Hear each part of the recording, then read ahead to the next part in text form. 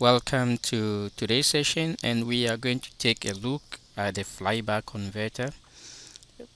But in this scenario, we are going to look at when the switch is open. So in the last video, we took a look at the flyback converter when the switch was closed, and we looked at the analysis of that. So we realized that when the switch of the flyback converter is closed, our diode, so when this is closed, our diode becomes reverse bias and no current flows through the secondary. So that's what we saw in that scenario. No current was flowing through the primary winding because there was no current flowing through the secondary winding, and all the currents in the primary side of the transformer was basically flowing through the magnetizing inductance, which is the LM, which is this inductance we have over here. As soon as this switch is open, we need a path for the current which is flowing through this magnetizing inductance to flow. And what is the other alternative path? That is the path. So that's the direction we have shown over here. So this current is going to try to flow through the primary winding of the transformer. In this scenario, we see that on the primary side, current is leaving the dotted terminal. So that is our dotted terminal, and current is leaving as soon as we have the current which was initially flowing through the magnetizing inductance now flowing through the primary side of the transformer. Since current is leaving the primary side of the transformer, it means that on the secondary side current is going to enter. So current I2 is going to enter the dotted terminal of the secondary winding. Current entering the dotted terminals means the diode which was here is going to now be forward biased. So current is going to be flowing through the diode. If we represent the diode by its ideal case, then we can replace it by a short, because then the voltage across it is 0 when the diode is forward biased.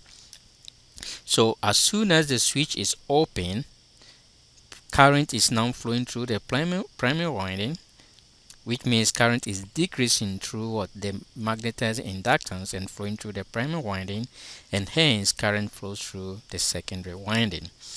We need to find the voltage across the magnetizing inductance. That voltage is going to be negative, which is going to be forcing the current to decrease. So we need to be able to find the voltage across the magnetizing inductance and then figure out what is going to be the change in current during the duration that the switch is open. So during the duration that the switch is open, this period, we need to find what is the change in the magnetizing inductance, and we need to make sure that that is equal to the original change when the switch was closed, to make sure we have steady state operation of the flyback converter. So how do we determine that voltage?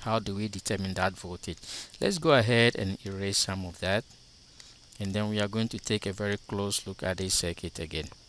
So now with the switch open, you see that the voltage across the secondary winding has been established. Why? Because the output voltage is constant. Since the output voltage is constant, with that assumption that our capacitor is large enough, it means the voltage across the secondary winding is established due to the output voltage being constant. Because of that, we can then work towards the input side, and therefore the primary side voltage, which is the primary side winding, the voltage across that is going to be known based on the turns ratio. Knowing the voltage across the primary side winding means we know the voltage across the magnetizing inductance because they are in parallel. So that's the analysis we are going to use. Now there is a typo over here. As you watch this video, I want you to correct while you are making your note. This is VO and not Vs. That is VO and not Vs. So V2 is going to be the negative of VO because of the polarity. If you look, that's the positive and that's the negative of V2, while VO is positive over here and negative down here. So V2 is going to be the negative, and then V1, which is the primary voltage, we are then going to use the turn ratio to find the relationship between that and V2, which is going to be what? Which is going to be N1 over N2 times V2, where V2 is the negative of VO. This V1 is the same as the voltage across the magnetizing inductance. Therefore, we can equate that to the inductor law, which is Lm di Lm dt. From this expression, we can then derive the relationship for the change in inductor current when the switch is open. And when you do that, we come out with this expression, noting that the time period during which the switch is open is giving us 1 minus d multiplied by the period. So this gives us the expression for the change in inductor current when the switch is open, and this is the magnetizing inductance. For steady state operation, this change should be equal to the change in the inductor current when the switch was closed. So when we go to the next page and we apply that steady state operation to the magnetizing inductor, then we come out with the expression, and we simplify. Then we come out with the expression or the relationship between the input voltage and the output voltage of the flyback converter. What you are going to see over here is this is very similar. This is the same as the relationship for the buck boost converter, and in addition we have the additional term which includes the turns ratio of the transformer, So this is basically the buck boost with the inclusion of the turns ratio, which is the additional flexibility we talked about when we said we move from a DC-DC converter to a DC-DC power supply. Some other variables I want to talk about briefly to end this session.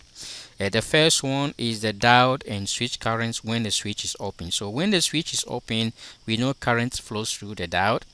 That current, we can relate it using the transformer ratio to the current which is flowing through the primary side of the transformer.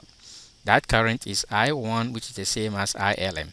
So that is the relationship we can get to be able to calculate ID, which will be the current which is flowing through the diode when the switch is open. Knowing the current flowing through the diode, then we can use our KCL to find the current which is flowing through the capacitor. So if we go up very briefly, you are going to see that at this node, that is the current which is flowing through the capacitor. That is the current which is flowing through the load IR. And now we know the current which is flowing through the diode. So we can use KCL at that node to find the current which is flowing through the capacitor. And that current is IC. So that is the equation we have over here. ID, we just calculated it, and IR, which is the current flowing through the load, is the output voltage divided by R. So this is the expression you need to use if you need to find the current which is flowing through the capacitor. The other question we want to answer is, what is the voltage across the switch? What is the voltage across the switch when the switch is open? If you do a KVL, over here, so that's positive, that's negative, so you are going to see that negative Vs plus V, okay, so let's call that VLM, then plus VSW, which is the voltage across the switch, should be equal to 0, right?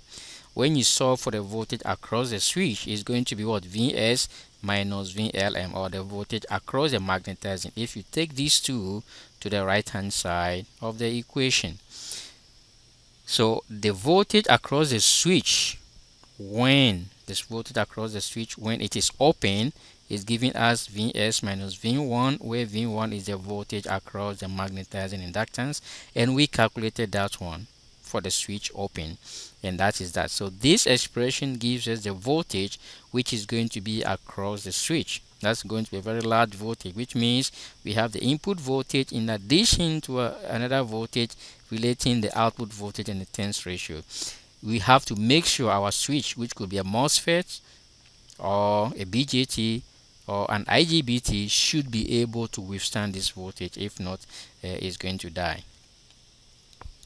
I'm going to stop this note. I want to make sure this is below 10 minutes over here, and I'm going to come and review this session very quickly again and finish this session on the flyback converter, just to make sure that this section of the video is going to be below 10 minutes. Thank you.